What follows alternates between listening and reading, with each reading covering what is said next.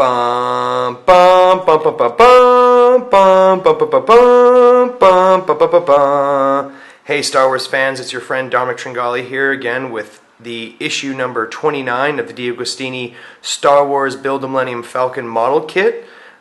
Each issue has some interesting articles about the Star Wars universe and also includes some pieces which I can use to assemble this beautiful model you see before you. There's 100 issues overall. This is issue number 29. Each issue past the first is €10.99. The first one goes in at an introductory price of $3.50. And I was fortunate enough to get into a deal where I get every 25th issue free. So that brings the total that I've spent so far to €300.23. Yeah, over 300, guys. You know, another milestone, I suppose. Let's jump right in and see this here. Okay, so we have the KSE A-Wing Starfighter. I never really liked the A-Wing, but obviously the A-Wing played a fairly pivotal role in the Battle of Endor. Yeah, it just never really struck me as cool as the X-Wing. Here's obviously the A-Wing pilots in their green suits.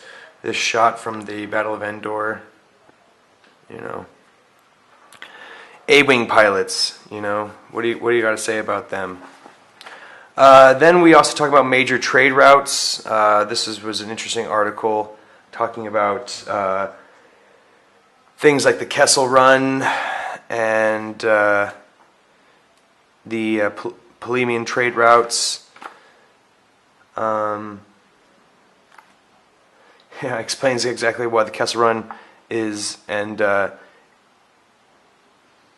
to make the run in less than 12 parsecs is actually quite an achievement, even though a lot of people have commented that a parsec is a unit of distance, so how can you complete the Kessel Run in only 12 parsecs? I mean, that just seems crazy, right?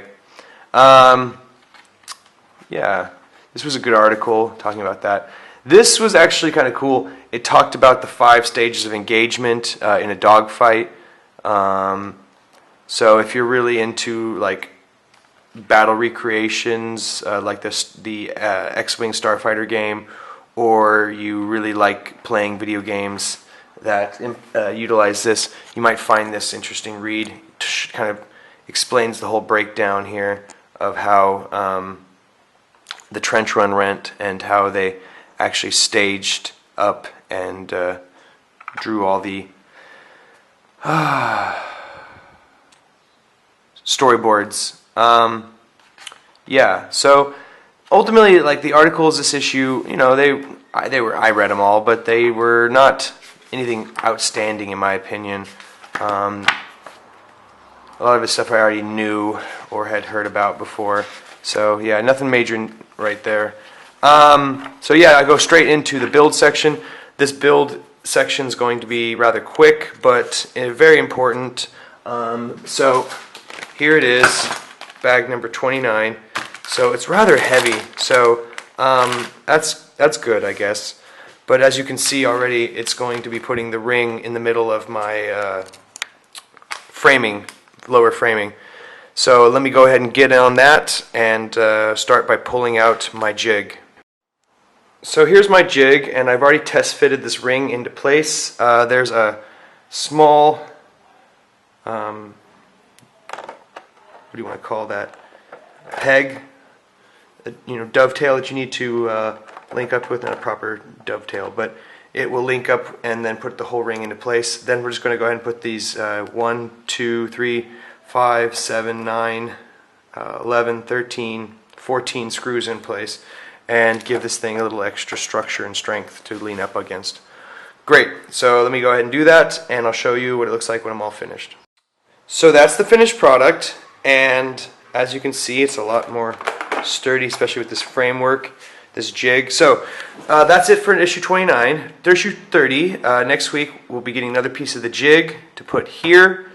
We'll be getting a couple more framing pieces, so I guess that means we'll be doing some framing, piece of exterior hull, and the other piece that goes with the ribbing for the bottom frame.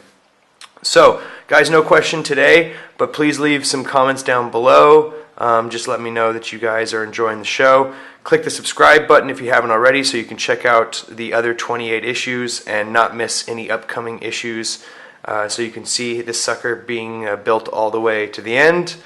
Go ahead and throw the show a little love by hitting the like button. And other than that, guys, I'll be seeing you for issue number 30. Take care. Bye.